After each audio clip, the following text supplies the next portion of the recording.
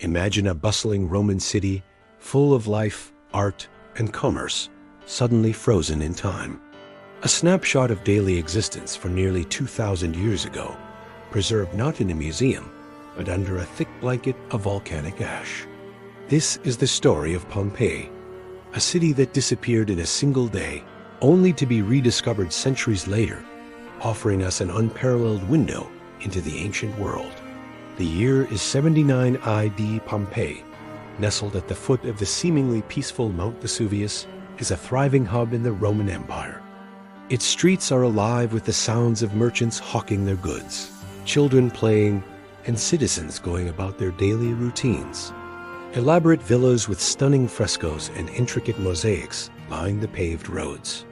Fountains splash in public squares, and the grand amphitheater, one of the oldest in the Roman world, is ready for the next gladiatorial games.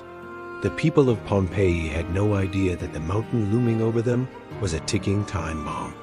They didn't even have a word for volcano. To them, Vesuvius was just a mountain, a beautiful backdrop to their prosperous lives. There were warning signs, of course. For years, the region had been shaken by tremors. In 62 AD, a massive earthquake had caused widespread damage to Pompeii and neighboring towns. But the resilient Pompeians rebuilt. They repaired their homes, their temples, and their public buildings. They saw these quakes not as omens of a greater catastrophe, but as unfortunate yet manageable natural events. In the days leading up to the final eruption, smaller tremors became more frequent, and local springs and wells mysteriously dried up. Still, life went on. No one could have fathomed the horror that was about to unfold. On an autumn morning, likely around October 24th, 79 AD, Mount Vesuvius awoke with unimaginable fury. With a deafening roar that could be heard for hundreds of miles, the mountain's peak exploded. A colossal column of superheated gas, ash, and pumice stone shot miles into the stratosphere, forming a terrifying mushroom cloud that blotted out the sun and plunged the day into darkness. Pliny the Younger, a Roman administrator who witnessed the event from a safe distance across the Bay of Naples, later described it as resembling a giant pine tree. For the people of Pompeii, confusion turned to terror. At first, a rain of light, porous pumice stones began to fall. It was alarming, but not immediately lethal. Some residents seized this opportunity to flee, gathering their families and whatever valuables they could carry, and making a desperate dash for safety. Others chose to stay, perhaps believing they would be safer indoors. They huddled in their homes, hoping the strange storm would pass. It was a fatal miscalculation. As the hours passed, the pumice fall intensified. The weight of the accumulating stones caused roofs to collapse, trapping and crushing those sheltering inside.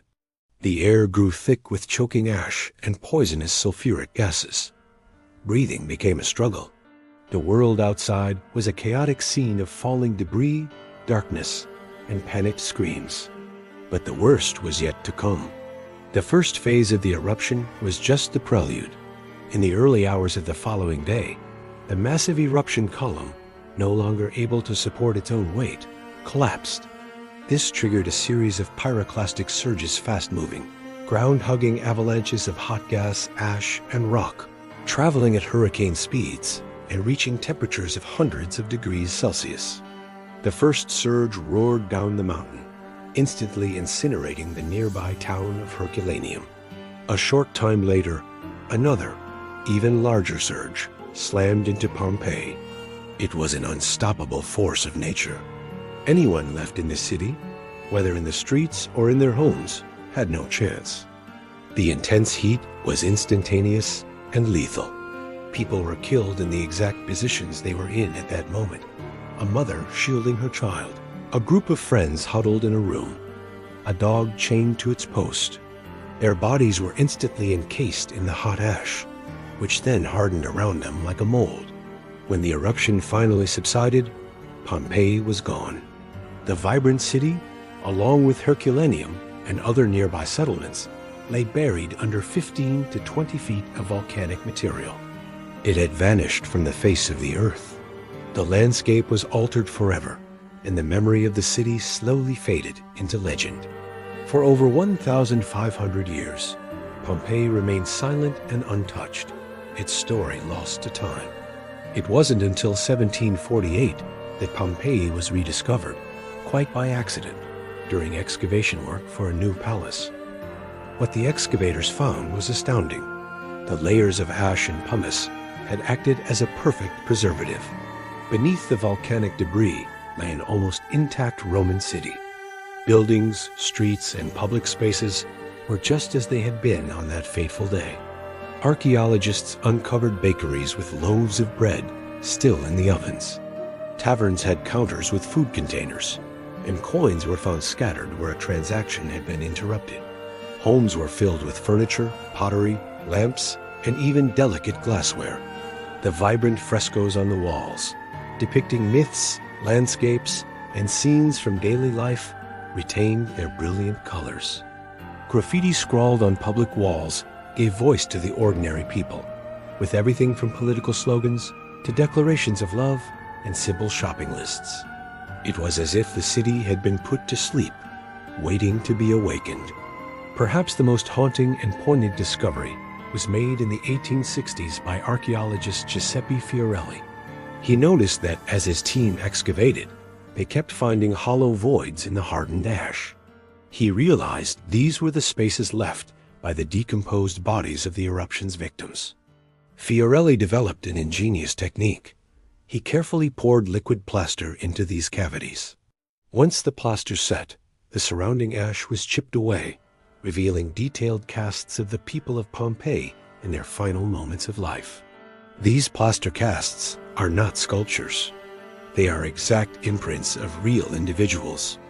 We see their forms, their clothing, and even their facial expressions of terror and despair. They are a powerful and deeply human connection to the tragedy. These figures, frozen at the moment of death, transform Pompeii from a simple archaeological site into a deeply moving memorial.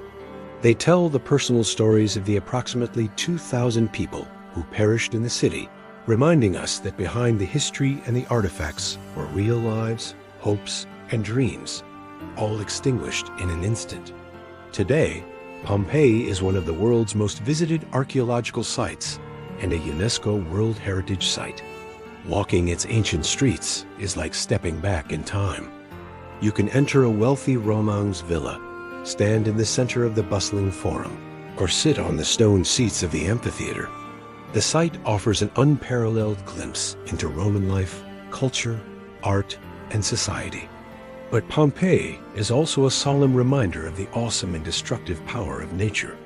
Mount Vesuvius is still an active volcano, and millions of people live in its shadow today in the bustling metropolis of Naples and surrounding towns. The story of Pompeii serves as a constant, critical lesson for modern volcanologists and emergency planners who study the 79 AD event to better predict and prepare for future eruptions. The disappearance and rediscovery of Pompeii is a story of immense tragedy, but also of incredible preservation.